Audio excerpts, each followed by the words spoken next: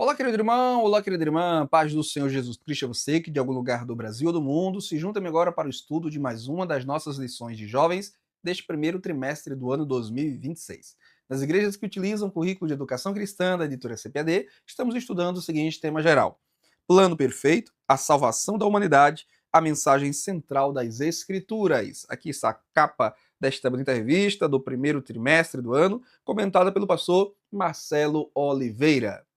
Que satisfação imensa é para mim dividir esta videoaula com você, assinante da nossa mentoria EBD Inteligente, que interage diariamente comigo em nosso grupo de mentoria no Telegram, onde subsídios bíblicos, teológicos e também didáticos pedagógicos são compartilhados para ajudar você, pastor de igreja, superintendente ou professor da EBD, se desenvolver com excelência na liderança e ensino da palavra de Deus. E você que é aluno da Escola Bíblica Dominical, afinal temos muitos alunos em nossa mentoria, poder se aprofundar no estudo bíblico para seu proveito pessoal e, quem sabe, já ir sendo treinado para assumir em breve a posição ou de líder na escola dominical ou de um professor diante de uma classe para transmitir a outros aquilo que você está aprendendo. Obrigado a todos pelo carinho e estima. Você que a cada trimestre tem renovado a sua assinatura para seguir estudando com a gente em um ambiente de muita edificação mútua. Gratidão também a você que não está em nossa mentoria, por alguma razão precisou sair, o convite está feito para você retornar, mas obrigado por passar semanalmente pelo nosso canal no YouTube e assistir nossas videoaulas. Peço sempre a gentileza de você se inscrever no canal se ainda não é inscrito e deixar o seu like, a sua curtida registrada aí em cada uma das videoaulas que você assistir, para ajudar o nosso canal a ganhar cada vez mais força aqui no YouTube e podermos alcançar muitas outras pessoas com a instrução da palavra de Deus. Ao final dessa aula, vai lá no Instagram e Facebook, se ainda não nos segue, siga Tiago Rosas Oficial e também EBD Inteligente, páginas essas alimentadas com conteúdo para edificar a sua vida, tanto no Facebook como no Instagram. Nós aguardamos você. Vamos então para a nossa lição de hoje? Chegamos, com a graça de Deus, à lição de número 9, intitulada O Livre-Arbítrio na Salvação. Do que iremos tratar nesta nona lição?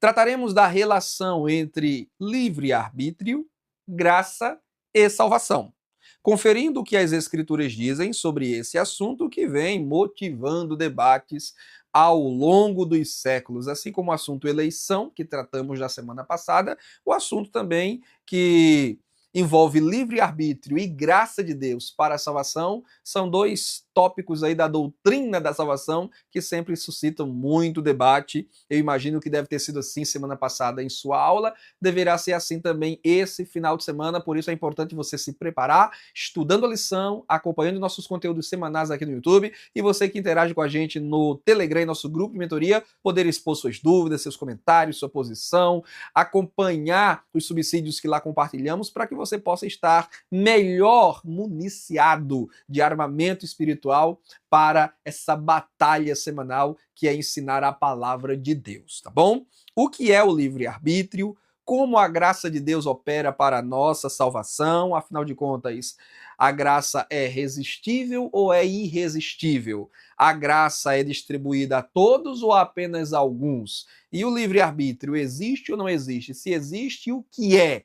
São perguntas a serem respondidas nos tópicos da presente lição, e é claro, esses assuntos envolvendo graça e livre-arbítrio estão para muito além do que a gente possa esgotar em uma aula de 50 minutos, 1 hora e 15, talvez seja o tempo máximo que você terá em sua EBD local. Mas, com o auxílio do Espírito Santo e sempre dando destaque, ênfase, centralizando a palavra de Deus, que é a nossa regra de fé e prática, tentaremos oferecer respostas razoáveis a essas perguntas para bem encaminhar nossos alunos. Embora estejamos todos muito cientes de que já existe aí farta literatura teológica por uma perspectiva nossa, inclusive, né, uma perspectiva pentecostal clássica, arminiana, em defesa desses assuntos, ou comentando, explicando com profundidade esses assuntos.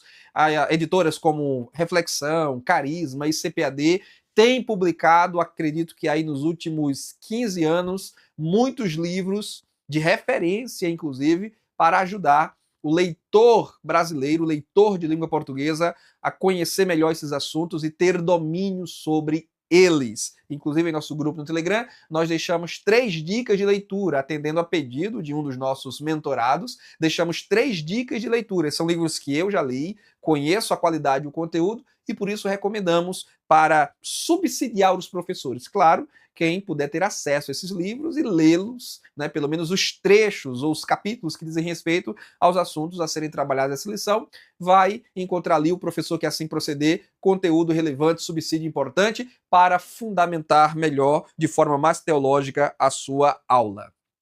Tópico 1, o livre-arbítrio, um dom de Deus. Vejam vocês que esse primeiro tópico aborda o livre-arbítrio como um presente, uma dádiva que nós recebemos de Deus.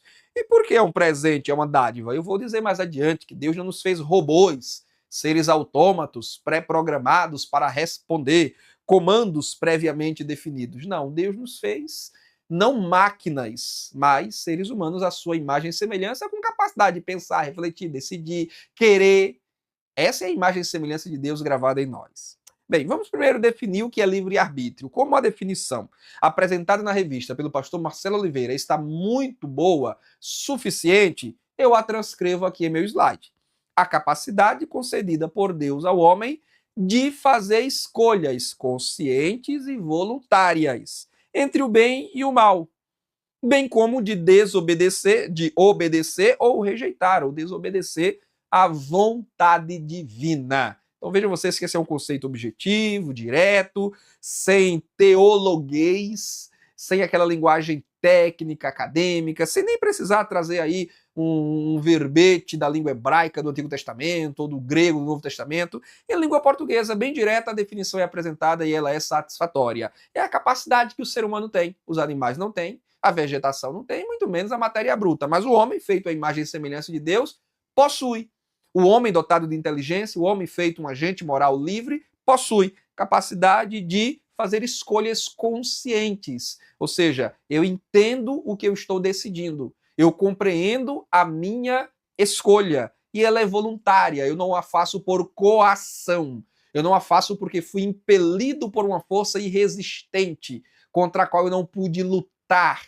Então eu acabei que, como alguém que é sequestrado e faz coisas debaixo de ameaça, mas contra a vontade, fazendo então o bem, fazendo então a minha decisão por salvação. Não, não é assim.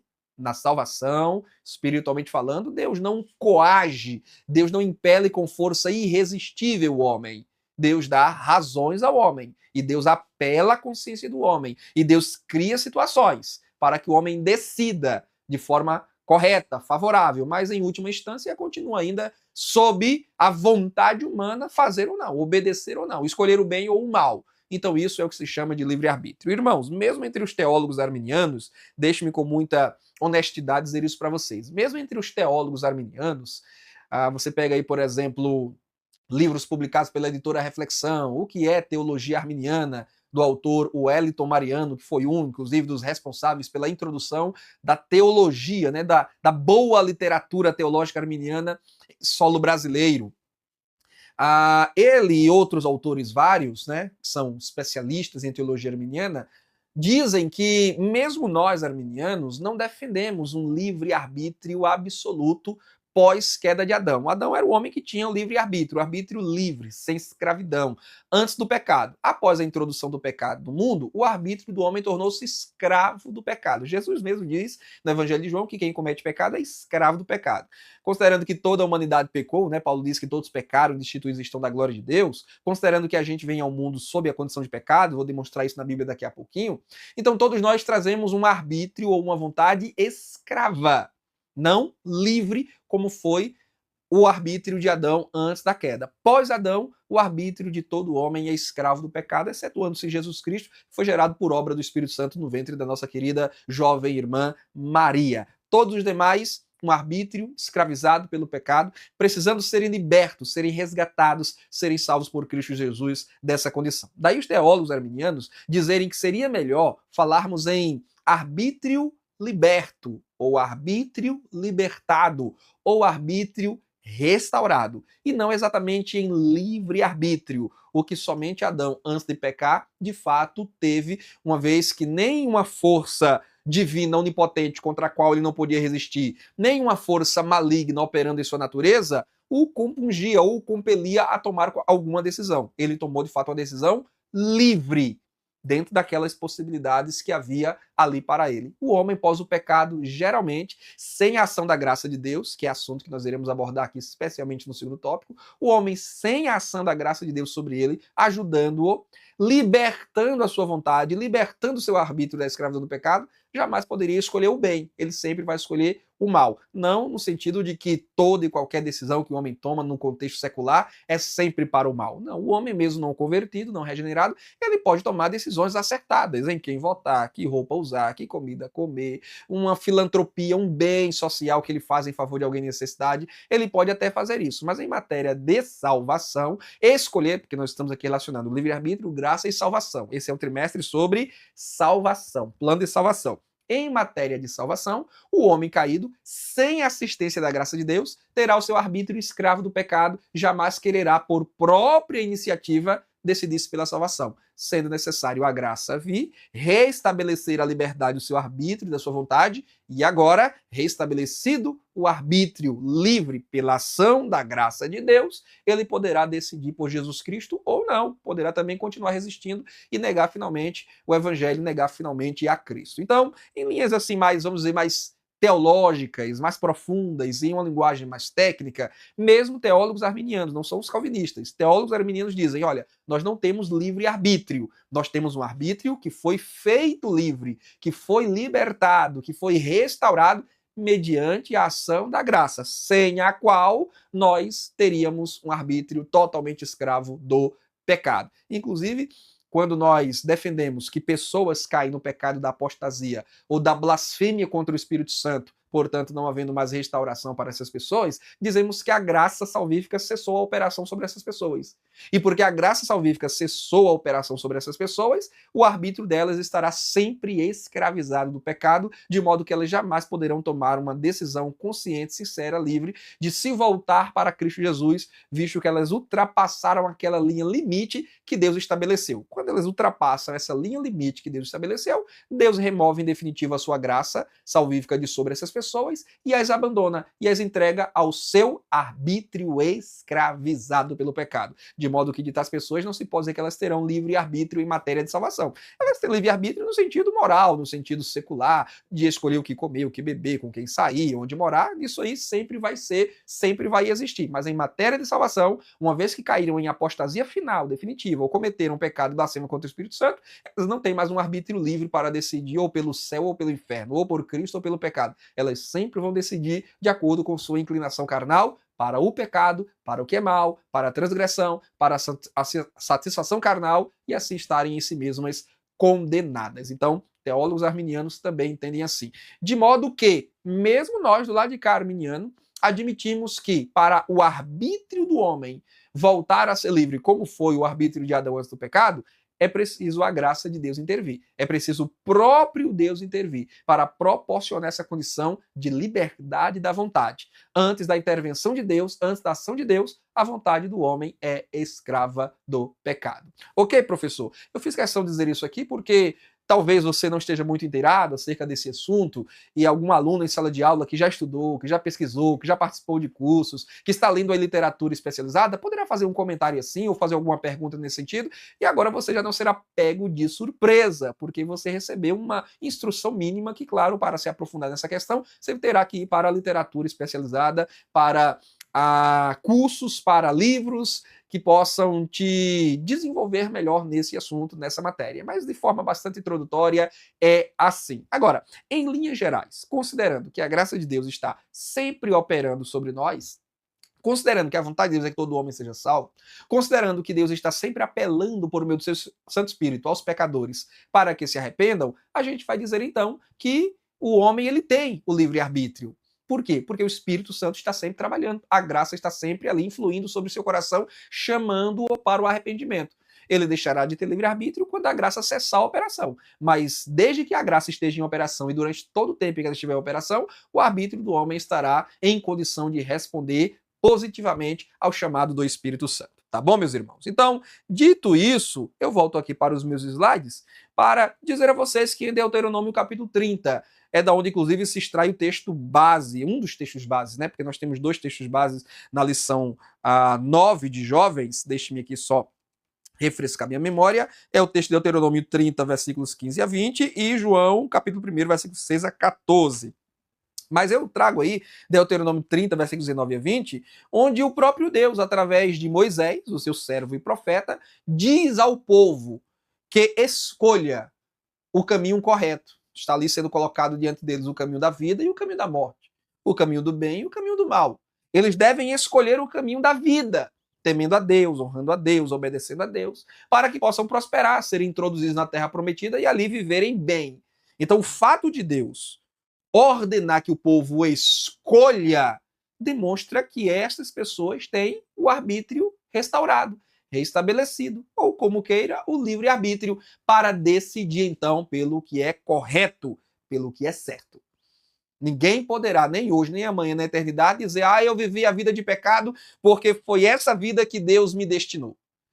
Eu vivi longe de Deus, desviado do evangelho, eu apostatei porque fui predeterminado. E aí é o equívoco calvinista, né? João Calvino diz isso em suas Institutas, que são suas obras, o que é, né? A sua obra magna, as Institutas da religião cristã de João Calvino. Ele diz que algumas pessoas nascem predestinadas para a morte eterna e outras nascem predestinadas para a vida eterna.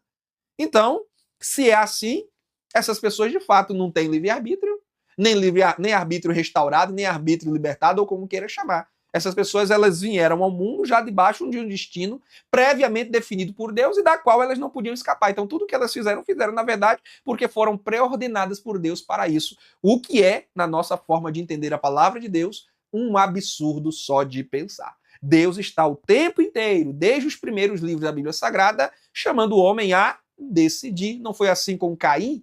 Caim, o pecado jaz à porta, ele deseja te dominar, mas você precisa dominá-lo, senão ele vai se voltar contra você. O que é isso? Senão Deus apelando à consciência de Caim para que ele tome decisão correta e não a decisão errada que, infelizmente, ele veio a tomar de atentar contra a vida de seu irmão. Desde seus pais, Adão e Eva, Deus já havia dito. E é o que eu, inclusive, vou dizer aqui já no próximo slide. Vamos adiantar? A corrupção total da natureza humana. Não ainda nesse slide, mas talvez no próximo, eu venha trazer Adão e Eva no Éden para essa questão. Mas agora, sobre a corrupção total da natureza humana. Devido ao pecado que afetou o homem por inteiro, espírito, alma e corpo, razão, emoção e volição. Volição é sinônimo de vontade. Ou seja, o homem foi totalmente contaminado. Interiormente e exteriormente. Em suas faculdades que o distinguem como pessoa, razão, emoção e volição, está tudo contaminado, está tudo inclinado para o mal. Assim sendo, o homem tem demonstrado inclinação para o mal desde a infância. É uma constatação que o próprio Deus faz em Gênesis 8, 21. A natureza do homem se inclina para o que é mal desde a sua meninice. E essa é a situação, eu digo aí, em que todos os homens vêm ao mundo. Nas palavras de Davi, conforme bem traduz a NVT, Nova Versão Transformadora, Salmo 51:5, sou pecador desde que nasci. Porque esse é o estado, essa é a condição. Por isso Paulo diz, todos pecaram. Estão destituídos da glória de Deus. Por isso mesmo as criancinhas precisam do sangue de Cristo para redimi-las. Porque se a criança não nascesse na condição de pecado, não trouxesse essa condenação sobre ela, herdada de Adão, Cristo não precisaria ter morrido pelas crianças. E as crianças chegariam no céu não pelos méritos de Cristo, mas pela própria inocência. E ninguém chegará no céu pela própria inocência. Todos quantos cruzarem os lindos portais de pérola do céu cruzarão por causa do sangue de Cristo. Então Cristo morreu também em favor das crianças, para redimir as crianças. Se ele é salvador das crianças, é porque as crianças vêm ao mundo sob a condição de pecado.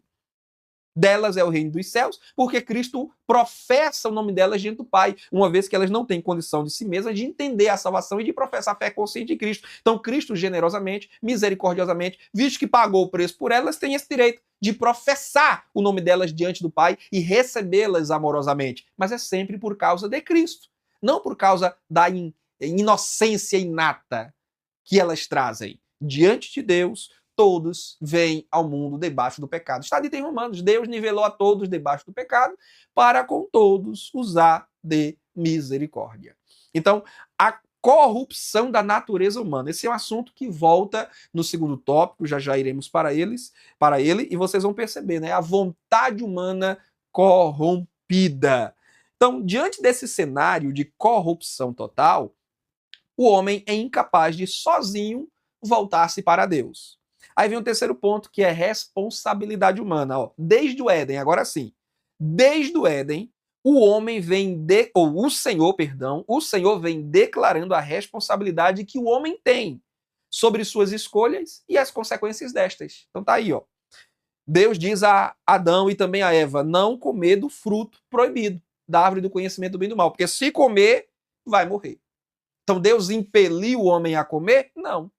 Alguém até dirá que sim, porque Deus queria manifestar, eu já li textos calvinistas nesse sentido, que Deus, ele, de alguma forma soberana, em seus desígnios secretos, moveu, impeliu o homem a comer para que o homem caísse e Deus manifestasse a sua graça redentora.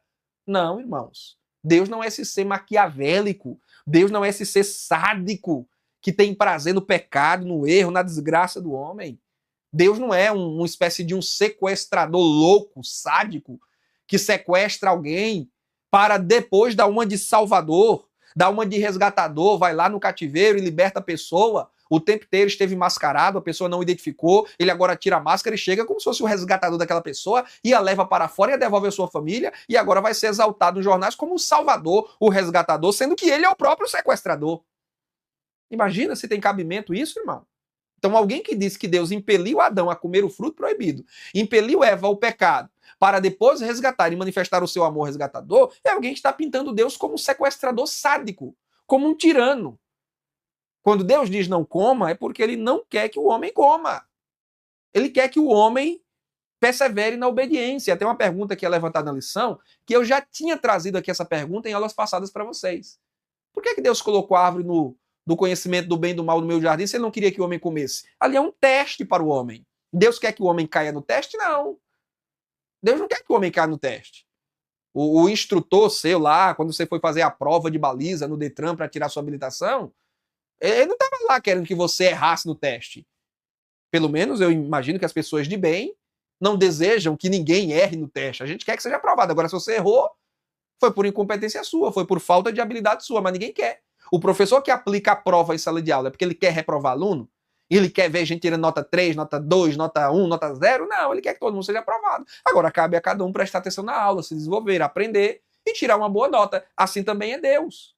Deus coloca ele próprio a árvore no jardim e até permite depois que Satanás entre ali travestido na serpente, mas não é porque ele queria a queda de Adão. Ele queria que Adão usasse o seu livre-arbítrio que ele tinha para responder positivamente por Deus, para dizer, não, é o meu Criador, é o meu Senhor, ele disse para eu não comer, não vou comer. Não importa quem quer que venha aqui, imagina se eu vou deixar de dar ouvidos ao Criador para ouvir uma criatura, ou deixar de ouvir o Criador para ouvir uma serpente. E na pior das hipóteses, se eu fiquei com dúvida, porque a serpente me causou dúvida, eu vou consultar ao meu Criador. Criador, eu estou com dúvida. Afinal de contas, pode não comer, porque a serpente me apareceu e dizia que podia comer, e que não foi bem assim que o senhor disse, eu entendi mal, o senhor podia me explicar? Na pior das hipóteses, assim, era o que Adão deveria ter feito, era o que Eva deveria ter feito, mas não. Ignoraram a voz do Criador e ouviram a voz da serpente, mas por uma força de compulsão sobre eles, não. Com certeza, nem Deus nem o diabo iriam compelir o homem a pecar. O diabo tenta, Deus orienta a não cair em tentação. Mas, finalmente, coube a Adão e Eva decidir e a gente já sabe qual foi a resposta. Josué 24:15, escolham a quem vão servir, disse Josué ao povo, quando já estava ali introduzindo o povo na terra prometida. Decidam, se vocês vão servir aos deuses a quem serviram seus pais, vão após eles. É mais ou menos Elias no Monte Carmelo, confrontando Israel e os profetas de Baal que ali estavam, né? Ele olha para o povão reunido e diz, vem cá, Baal é Deus, então vão após Baal, sigam Baal. Agora, se Yahvé é Deus, se o Senhor é Deus, sirvam ao Senhor e abandonem de vez a idolatria. Então vejam vocês que a Bíblia o tempo inteiro, nos livros proféticos, históricos, poéticos, no Novo Testamento muito mais, está nos chamando a renunciar à idolatria e tomar uma decisão sobre que Senhor nós vamos servir. A que Deus nós vamos servir, a quem nós vamos servir, a Deus ou a nós mesmos. Quantas vezes, a palavra de Jesus em Mateus 13:37, o seu lamento sobre Jerusalém. Quantas vezes eu quis reunir os teus filhos como a ave reúne os pintinhos debaixo das suas asas, e vós não quisestes. Olha aí. Jesus quis. E Jesus é a imagem visível do Deus invisível. É a exata expressão do ser de Deus. Quem me vê o Pai, disse ele a Filipe. Portanto, quando ele disse eu quis, é o querer de Deus. O Pai queria, o Espírito Santo queria, o Filho queria o quê? Abraçar Jerusalém, resgatar Jerusalém, salvar Jerusalém. Mas, disse ele, vós não quisestes. O que é isso? É a responsabilidade humana.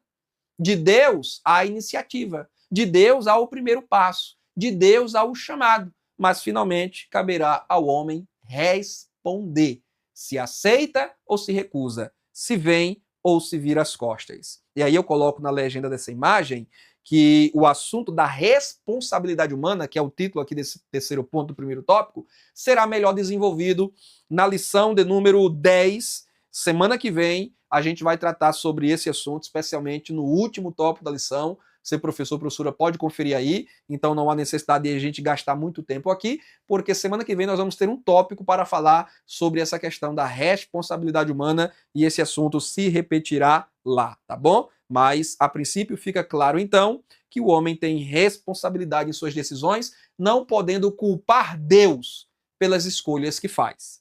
Você que ainda não adquiriu o meu livro recém-lançado em formato digital, Jesus é Deus e ponto final, vem adquirir. Manda uma mensagem para mim nesse contato que aparece em sua tela, pelo WhatsApp ou Telegram. Por apenas R$ 14,90 você vai receber de imediato o arquivo, bem formatado, bem bonitinho, bem dividido, bem topicalizado. Os capítulos são breves, a mensagem é bem objetiva, biblicamente bem fundamentado, sem aquela linguagem técnica cansativa. É um texto realmente para falar ao seu coração, à sua mente e lhe dar argumentos conclusivos em favor da plena, absoluta, completa divindade de Jesus, o Filho de Deus que também é Deus. Jesus não é mero homem, Jesus não é meio Deus e meio homem, Jesus não é um semideus, um candidato à divindade, Jesus é eternamente Deus. E isso eu provo na Bíblia Sagrada, combinando o Antigo e Novo Testamento. E se você quer fortalecer a sua fé trinitária, isto é, a fé no Deus que é um só, mas que subsiste eternamente em três pessoas distintas, então vem ler Jesus é Deus e ponto final. R$ 14,90 é o preço desse livro, e se você tiver aí um tempinho livre, você vai conseguir ler esse livro dentro de 2, 3 dias. Se a vida estiver muito agitada, muito corrida, vai lendo um capítulo todo dia, e dentro aí de uma semana você terá concluído a leitura desse livro, e ao final estará então mais sábio, mais inteligente, mais douto na ciência divina, tá bom? Segundo tópico, a necessidade da graça. Vejam só. Lá, no início desse nosso estudo, eu comentava para vocês que a graça de Deus ela é necessária para estabelecer a liberdade do nosso arbítrio. Uma vez que o arbítrio foi manchado, maculado, danificado e escravizado pelo pecado na queda de nosso pai, de nosso ancestral Adão. Então, esse segundo tópico, com muita propriedade, está aqui em nossa revista para nos ensinar que nós não podemos tomar nenhuma decisão em matéria de salvação sem a assistência da graça de Deus. E é muito importante, professores, que vocês atentem para isso. Nós já estudamos, né, sobre a graça de Deus na lição de número 7. Então você vai conseguir fazer conexões desta lição com a lição de 15 dias atrás. E agora a gente vai perceber que a graça de Deus é um fator essencial, imprescindível para a tomada de decisões corretas. Entre as leituras diárias que nós compartilhamos com vocês em nosso grupo de mentoria no Telegram, um dos textos lá que nós sugerimos para meditação é o texto de João 15, quando Jesus diz: sem mim nada podeis fazer. E Paulo diz, em uma das cartas que escreveu aos Coríntios, que ele não tem capacidade de si mesmo de pensar ou fazer alguma coisa como se partisse dele, mas a capacidade vem de Deus. Esses textos, dentre muitos outros, deixam claro como a luz do sol ao meio-dia, sem nuvens, que a graça de Deus é necessária para que a gente possa fazer o bem. A graça de Deus é necessária para que a gente possa escolher a Cristo. A graça de Deus é necessária para que a gente possa dizer sim ao Salvador Jesus. Sem a graça de Deus agindo em nós primeiro, sem o próprio Jesus vindo ao nosso encontro primeiro, jamais iríamos de nossa própria capacidade, força e iniciativa na direção dele. Então vamos meditar sobre isso agora. Primeiro ponto, a vontade humana corrompida. Como eu disse, de alguma forma esse ponto é a repetição de um dos pontos do tópico anterior, o segundo ponto, quando falamos sobre a total corrupção da natureza humana. Veja você que até o título é muito parecido, né? Trazendo ali o verbo corromper outra vez. Lá, substantivo corrupção, aqui o verbo corromper. A vontade humana corrompida. Como foi dito no ponto 2 do tópico anterior, o pecado corrompeu as faculdades do ser humano. Razão, emoção e vontade. E também, né, o nosso ser tridimensional, espírito, alma e corpo. E embora o homem, sendo mau, ainda possa fazer o bem, são até palavras de Jesus em Mateus 7,11. Vós sendo maus, veja, Jesus mesmo diz que o homem é mau. Vós sendo maus, sabeis dar boas dádivas aos vossos filhos, boas coisas aos vossos filhos. E por quê? Eu já expliquei, né? O reflexo da imagem e semelhança de Deus sobre o homem. O homem é mau? É. O homem é corrompido? É. A natureza humana está totalmente corrompida? Está, mas não em total intensidade. Isso aqui é importante também, né? Tem um tópico lá da doutrina do pecado, quando a gente está estudando teologia arminiana, as matérias da teologia sistemática mesmo, a gente estuda hamartiologia, que é a doutrina do pecado, soteriologia, que é a doutrina da salvação, a gente aprende que há um tópico chamado depravação total. Depravação total. O que significa dizer? Significa dizer que o homem, nessas suas faculdades, interior e exterior, emotiva, racional e também no que diz respeito à sua iniciativa, capacidade de decidir, ele está corrompido, tudo está maculado. Do dedo midinho do pé esquerdo ao mais alto fio de cabelo da cabeça, ele está contaminado. Mas não está contaminado em toda a intensidade, a ponto de não poder fazer nenhum tipo de bem. Graças a Deus que não é assim. Porque imagine você, se o homem estivesse, além de corrompido em sua natureza, em todos os aspectos da sua natureza, ele está corrompido em totalidade, no que diz respeito à intensidade, ao grau, o homem, ele não existiria vida na Terra. Não existiria vida na Terra. Já teríamos nos destruído mutuamente. Você está entendendo o que eu estou querendo dizer? O pecado é real e contaminou o homem por inteiro, mas não contaminou o homem no mais elevado grau que poderia. Justamente por quê? Porque Deus tem refreado a operação do mal no mundo. Justamente porque a graça de Deus liberada sobre o homem tem refreado os seus ímpetos violentos, os seus ímpetos cruéis, os seus ímpetos idólatras, egoístas, soberbos. Porque se Deus soltasse esses freios e liberasse o homem para fazer todo o mal que ele já pensou, que ele já desejou, que ele já quis, vamos combinar, irmão, esse mundo já tinha pegado fogo faz tempo. Nós já teríamos nos destruído mutuamente, teríamos cometido todo tipo de... É só você pensar, veja como isso é simples. Você, que como eu é tentado, se nós tivéssemos cometido todo o pecado que a gente já desejou cometer, honestamente, onde é que nós estaríamos hoje? Se Deus tivesse permitido, se Deus não tivesse refreado, se a graça de Deus não tivesse operado sobre nós, se a misericórdia de Deus não tivesse operado sobre nós, livrando-nos de nossos próprios erros, desejos, pecaminosos terríveis, onde é que nós estaríamos hoje? Você não estaria aí para me ouvir e eu não estaria aqui para falar. Todos nós já teríamos caído em uma desgraça tal da qual jamais poderíamos nos recuperar. Mas o fato de Deus estar agindo no mundo, o fato da misericórdia de Deus estar nos livrando da condenação e a graça de Deus está nos capacitando a fazer escolhas adequadas, mesmo até antes de nós reconhecermos Jesus como nosso Salvador, é sinal de que Deus é misericordioso, é bondoso, é gracioso e é a explicação para nós não termos caído ainda na total desgraça no seu mais alto nível, no seu mais elevado grau. Então, embora o homem seja mau, e isso é uma verdade, é uma constatação, por isso, quando ele se converte, ele precisa que o Espírito Santo desenvolva nele o fruto, entre os quais estão os aspectos da bondade e benignidade, porque se o homem já trouxesse bondade e benignidade inata, não precisaria o Espírito Santo fazer esse trabalho nele. Mas porque o homem não traz, a sua natureza é má, o Espírito Santo agora, após conversão, precisa desenvolver bondade e benignidade. Mas a despeito disso, mesmo o homem incrédulo, mesmo o ateu, mesmo não crente, mesmo o apóstata, ele ainda pode fazer coisas boas, porque a graça de Deus está refreando os seus ímpetos malignos, livrando do mais alto grau de pecado. E porque a imagem e semelhança de Deus gravada no homem, capacidade de pensar, de refletir, ainda que maculada, manchada, arranhada, danificada pelo pecado, mas está lá, tem levado o homem, então, a fazer coisas boas pelos seus filhos, pela natureza, pelo mundo, pela sociedade em volta, né?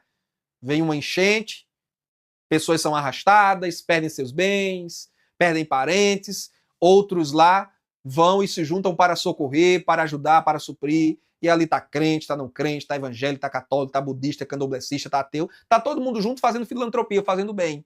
O que é isso? É porque o homem tem bondade inata a despeito de sua religião? Não. É porque a imagem e semelhança de Deus, levando-o a refletir e a pensar sobre o que é certo e o que é errado, está ali. A consciência, que é uma das faculdades que Deus plantou no coração do homem, está ali operando. E a graça de Deus impulsionando o homem a fazer o bem está ali também operando. Mas mesmo no caso dos descrentes que fazem o bem, eles só fazem por causa da graça, da misericórdia, da bondade, da sabedoria, da inteligência que provém de Deus. De si mesmo, sozinho, sem a graça de Deus, o homem não é capaz disto. No que concerne a sua salvação, o que eu coloco aí na segunda metade desse slide, no que concerne a sua salvação, o homem caído, corrompido, é incapaz de desejá-la e buscá-la. Olha aí, nenhum homem sozinho, sem uma ação da graça de Deus primeiro, vai buscar a salvação, vai clamar a Deus. Todos aqueles que clamaram a Deus em resposta a uma ação de Deus primeiro em seu coração. Eu já disse a vocês e volto a repetir, a história do mundo não é a história do homem buscando Deus, é a história de Deus buscando o homem. Desde a queda lá no Éden foi assim. Depois que Adão e Eva pecaram, foram eles que foram buscar a Deus para pedir perdão, para se reconciliar? Não. Aliás, nós nem temos um registro de perdão, de pedido de perdão de Adão e Eva na Bíblia Sagrada. E não quer dizer que eles não pediram perdão, mas esse registro nós não temos. Mas temos o registro de Deus por entre as árvores do jardim buscando Adão. Adão, onde estás? E é assim até hoje. É Deus buscando o homem. O homem precisa da graça divina. Sem essa ação da graça, ele está entregue à sua própria inclinação depravada. É como eu digo aí, o que eu na verdade já havia dito, tomo nota aí agora. Seu arbítrio é escravo do pecado. Paulo diz, citando o texto lá dos Salmos, não há um justo sequer, não há ninguém que faça o bem e nunca peque. Não há ninguém que esteja buscando a Deus. E essa é a situação geral da humanidade caída. Agora não, nós convertidos estamos buscando a Deus. Mas ali a conta é da humanidade caída, separada de Deus, entre os pecadores, entre os ímpios. Lendo o cenário anterior à experiência de salvação, ninguém busca a Deus. Deus precisa vir buscar o homem para que o homem então responda usando o seu arbítrio libertado, restaurado ou livre-arbítrio, como tradicionalmente dizemos. Aí então vem agora a pergunta, o que é a graça preveniente? Bem, acabamos de dizer que o homem tem vontade corrompida, sem uma ação inicial de Deus, ele não pode buscar a Deus. Para isso, ele precisa da graça de Deus. E aí, então, vem o que em teologia, essa não é uma expressão bíblica, não adianta que você não vai encontrar nenhum versículo da Bíblia chamando graça de graça preveniente. Essa é uma forma teológica de falarmos de um dos aspectos da graça. Eu até digo aí que graça preveniente não é um tipo de graça diferente. Por favor, professor, professora, não vá para a sala de aula e dizer, olha, existem 3 tipos de graça, existem 5 tipos de graça, 7... Não existe tipos de graça. A graça é uma só. A graça que provém de Deus é uma só. Mas essa graça de Deus, que é favor, que é bondade, é generosidade, ela age de muitas formas. Então são formas ou operações de uma mesma graça. Tá bom, professores? Qual é o aspecto preveniente da graça? Eu explico aí, ó. Quando falamos de graça preveniente, estamos falando da graça agindo de forma antecedente, capacitando o pecador.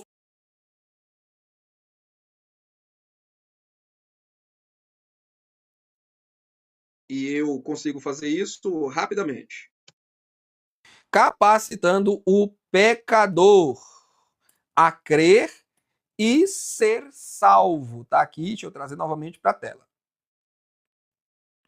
Graça preveniente, por preveniente, esse adjetivo preveniente, traz a ideia de aquilo que vem na frente, aquilo que age primeiro.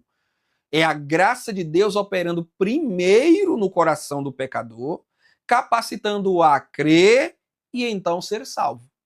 Dito de outra forma, o homem não crê para receber graça, o homem recebe graça para crer. Repita comigo aí em casa, por favor, para que eu tenha certeza de que você entendeu. O homem não crê para receber graça, o homem recebe graça para crer. Porque se o homem cresce primeiro para receber graça, então ele teria feito um movimento em direção a Deus de sua própria iniciativa, de sua própria capacidade. Mas não é assim. O homem é incapaz de ir de si mesmo até Deus. Ele precisa que Deus primeiro venha até ele e o capacite a ouvir, a entender, a se colocar de pé e então se voltar na direção de seu Deus, de seu Criador.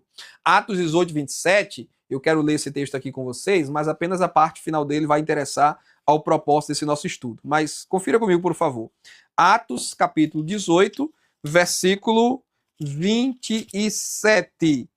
É dito assim no texto sagrado. Olha só.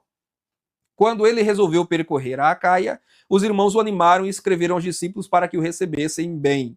Tendo chegado, Apolo auxiliou muito, aí agora é o que vai interessar, aqueles que, mediante a graça, haviam crido.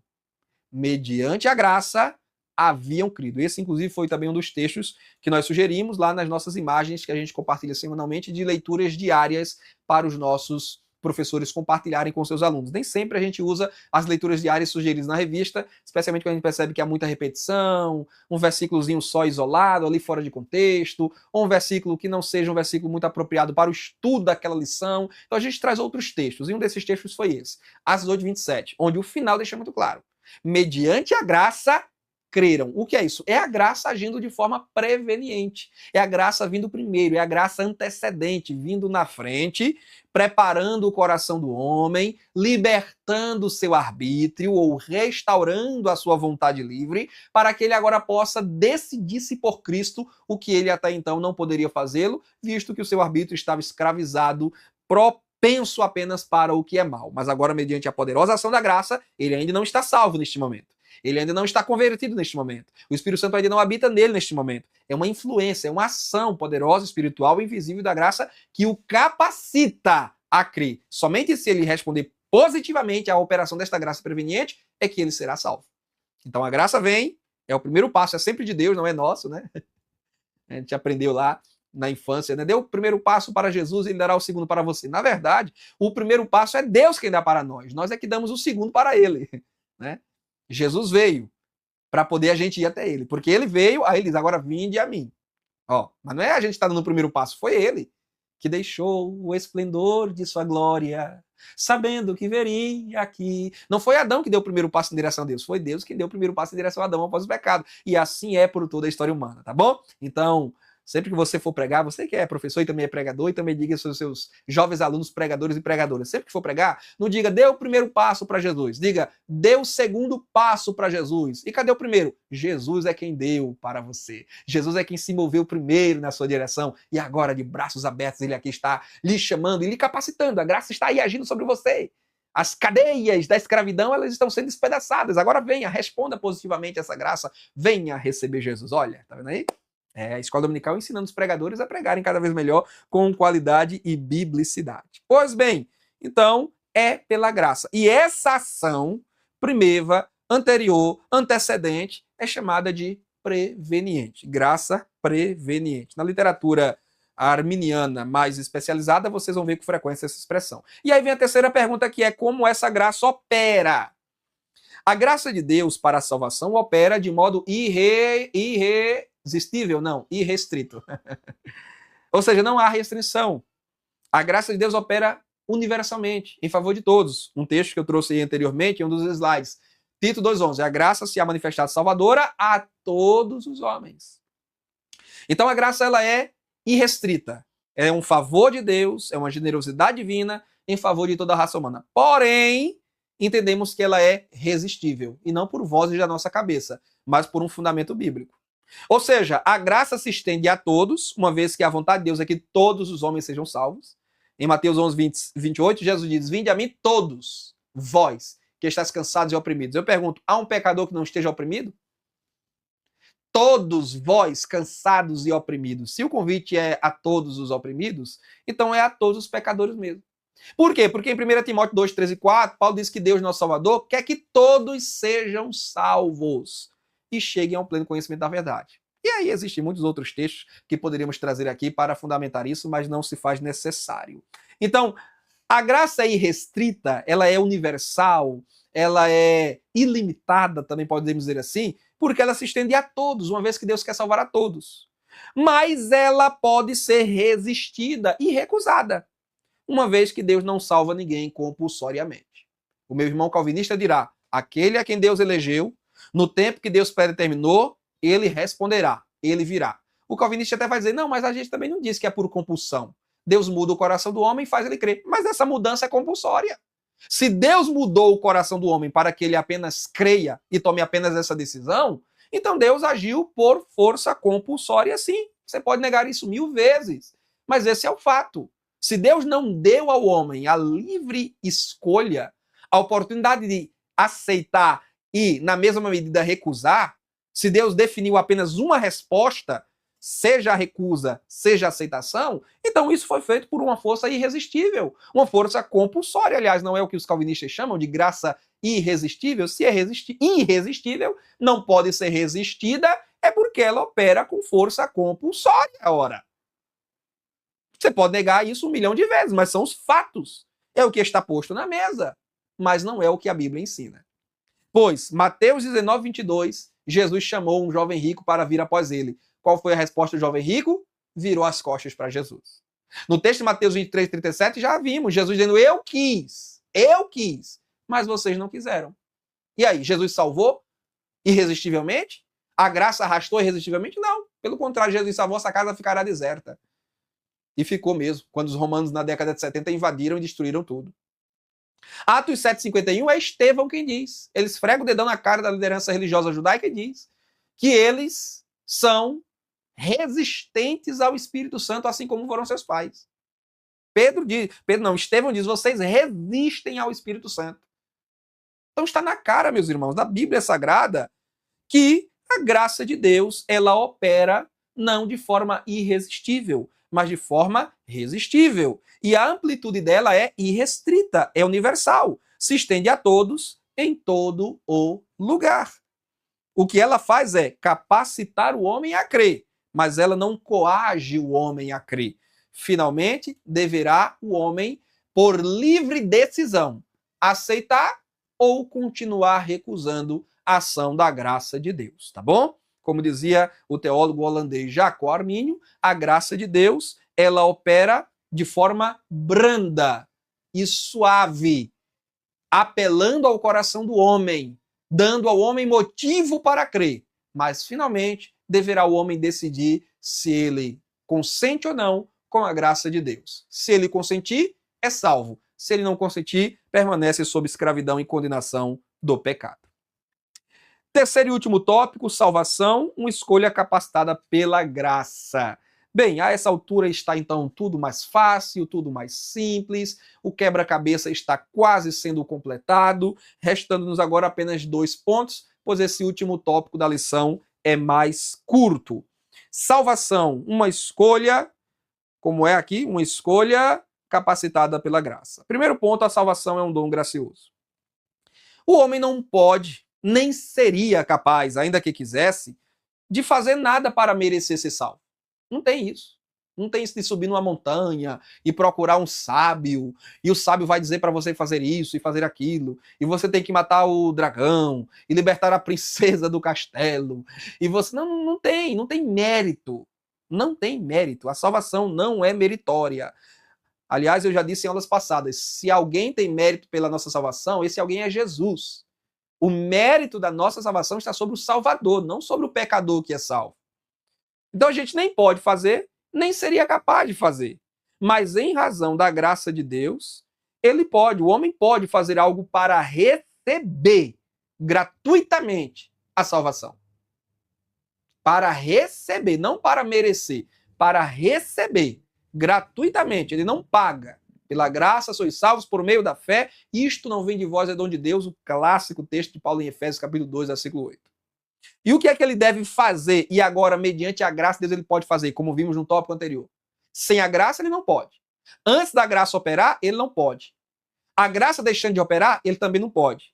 Tomar a decisão de crer. Mas enquanto a graça opera, enquanto o Espírito de Deus está apelando no coração do homem, ele agora pode, por conta dessa força divina capacitadora, crer em Jesus como seu salvador pessoal. E assim ser salvo, como Paulo disse ao carcereiro lá de Filipos, segundo o registro de Atos 16, 31, texto que está aí na tela referenciado. É a mais acertada decisão. que nosso arbítrio pode tomar. É a de receber Jesus como Salvador. E aí você deve lembrar-se, a essa altura, daquele hino clássico do Oséias de Paula. De tantas coisas que andei fazendo, de quase todas me arrependi. Mas houve uma especial, foi a mais bela que escolhi. Olha aí, a melhor coisa que eu já fiz em toda a minha vida, salvou-me por um triz. Em aceitar Jesus, sinceramente, foi a melhor coisa que eu já fiz. A gente recebe gratuitamente aquilo que ao Filho de Deus custou o preço de sua vida entregue na cruz do Calvário. Para ele, foi um preço caríssimo. A humilhação, a vergonha, o desprezo, o Pai que fechou os olhos para ele naquelas horas horrendas da cruz, seu corpo ferido, dilacerado, crucificado, pendurado, a morte, a experiência da morte. Mas, como diz Isaías 53, ele verá o fruto do seu penoso trabalho e a sua alma ficará satisfeita. É você, sou eu, que Cristo agora vê e se satisfaz nos resultados, no fruto que ele colhe da obra maravilhosa que efetuou em nosso favor. Último ponto, perseverança e livre-arbítrio. Eu também não vou comentar muito aqui, esse último tópico, na verdade, ele é assim, uma conclusão, um arremate e conclusão da lição. Não é aquele tópico para a gente se alongar muito. Essa aula, professores, vocês vão conseguir facilmente ministrá-la dentro de 1 hora, tá bom? Se vocês não se demorarem muito aí nas querelas em torno do livre-arbítrio e da operação da graça, vocês vão conseguir avançar sim e dentro de 1 hora ministrar o conteúdo, pois é um conteúdo simples, é um conteúdo de fácil assimilação, desde que os termos, os conceitos sejam apresentados com clareza. E aí, esse último ponto, de forma especial, eu direi, ele é um ponto que será melhor trabalhado na lição 12. Porque a lição 12, você pode conferir aí na sua revista, é uma lição que vai se dedicar justamente a falar sobre a perseverança na salvação. Entra aqui apenas como, vamos dizer assim, um ponto adicional, um apêndice para essa lição, mas vai ganhar um capítulo, né? Um capítulo desse nosso trimestre, e nós vamos desenvolver com maior profundidade a matéria perseverança quando estivermos já lá na penúltima lição do trimestre. Agora é suficiente dizer que devemos usar corretamente nosso livre-arbítrio, não só para crer em Jesus, mas igualmente para prosseguirmos na fé, tomando decisões corretas e rejeitando o pecado que, como diz Hebreus 12:1, tão de perto nos rodeia. Então vejam só, professores, sobre perseverança e livre-arbítrio, o que eu quero terminar dizendo aqui é o seguinte: a graça capacita o nosso arbítrio, libertando-o, restaurando-o para crer. Mas não só isso. Uma vez que cremos, a graça continua operando sobre nós, na santificação diária, no nosso crescimento espiritual. E esta graça, ela deve ser correspondida mediante fé, mediante obediência, mediante a santificação diária. Nós devemos, todo dia, usar o nosso arbítrio libertado ou livre-arbítrio para fazer escolhas corretas, inclusive recusar o pecado que vem nos tentar. Então, o livre-arbítrio, nós não precisamos usar ele só quando nós nos convertemos. Precisamos usar ele hoje, agora. Agora. Aprender ou negligenciar o ensino da palavra de Deus? Preservar a comunhão com a igreja ou ficar em casa maratonando nas séries da Netflix? Ler a palavra de Deus e nos nutrirmos, nos alimentarmos? Ou ficarmos apenas, na rolagem infinita das redes sociais? São decisões que precisamos tomar. Continuar crendo, perseverando em Cristo, ou nos permitir sermos influenciados pelo misticismo, esoterismo, pelas crenças várias deste mundo e, de repente, até mesmo apostatar da nossa fé? São decisões que precisamos seguir tomando. Portanto, o livre-arbítrio restaurado pela graça precisou ser usado para o bem lá na nossa conversão e precisa dia a dia continuar sendo usado corretamente para que tomemos as melhores decisões, as escolhas corretas, sempre em favor de uma vida santa, de retidão perante o Senhor. Como diz um belíssimo hino do Thales Roberto, todo dia o pecado vem e me chama. Mas, olha aí, livre-arbítrio. Eu escolho Deus, eu escolho ser amigo de Deus, eu escolho Cristo todo dia, já morri para esta vida, agora eu vivo. a vida de Deus. Então, nós precisamos todo dia escolher Deus. Todo dia precisamos perseverar no bem que outrora nós abraçamos. Do outro modo, se nós declinarmos do bem e passarmos a usar nosso arbítrio para o mal, tornando outra vez escravo do pecado, nós nos desviaremos da fé, nos desviaremos da salvação, nos afastaremos de Cristo e estaremos outra vez entregues ao pecado para a condenação. Que Deus nos livre e nos guarde desta tragédia. Concluo então a minha aula dizendo as seguintes palavras, trazendo aqui para vocês citação do C.S. Lewis, que foi um grande apologeta no século passado. Em sua obra, que é talvez a principal delas, Cristianismo Puro e Simples, Lewis diz, aliás, se você, professor, não tem esse livro, adquira. Lewis não é um autor fácil de ser lido, eu devo dizer isso, viu, irmãos? Lewis não é um autor fácil de ser lido. Não é uma obra que você entrega a um novo convertido, a uma criança, a um adolescente que não tem aptidão de leitura. Os livros de Lewis geralmente demandam uma bagagem prévia de leitura, tem que ser um leitor mediano, pelo menos, tá bom? Mas esse livro, Cristianismo Puro e Simples, é um dos livros que tem, assim, uma redação mais fácil entre todos os livros do Lewis. E eu recomendo a você, professor, e recomendo aos seus jovens alunos, tá bom? É uma ótima dica de presente para você dar no final do trimestre, bem como também, modéstia à parte, o meu livro Poder Pentecostal, o meu livro Biblifixe, temos as versões impressas destes livros, inclusive, caso vocês queiram adquirir. Mas, fazendo aí um merchan para o C.S. Lewis, que já dorme no Senhor, ele disse assim, Deus criou coisas dotadas de livre-arbítrio. Que coisas são essas? São as criaturas, que podem fazer tanto o bem quanto o mal. Alguns pensam que podem conceber uma criatura que, mesmo desfrutando da liberdade, não tivesse possibilidade de fazer o mal. Eu não consigo. Ou seja, o que Lewis está dizendo é, Deus não poderia criar um homem com livre-arbítrio no Éden sem que ele tivesse possibilidade de escolher o mal. Para Lewis isso não pode acontecer, isso não existe. Por quê? Aí ele explica. Se uma coisa é livre para o bem, é livre também para o mal. E o que tornou possível a existência do mal foi o livre-arbítrio. Por que então Deus o concedeu? Porque, olha aí, presta atenção, porque é uma pergunta que seus alunos poderiam fazer. Por que é que Deus permitiu que o homem pecasse? Por que é que Deus deu livre-arbítrio ao homem, sabendo que o homem ia pecar, sabendo que o homem ia errar? A resposta vem aqui, Lewis, apologista, explana muito bem.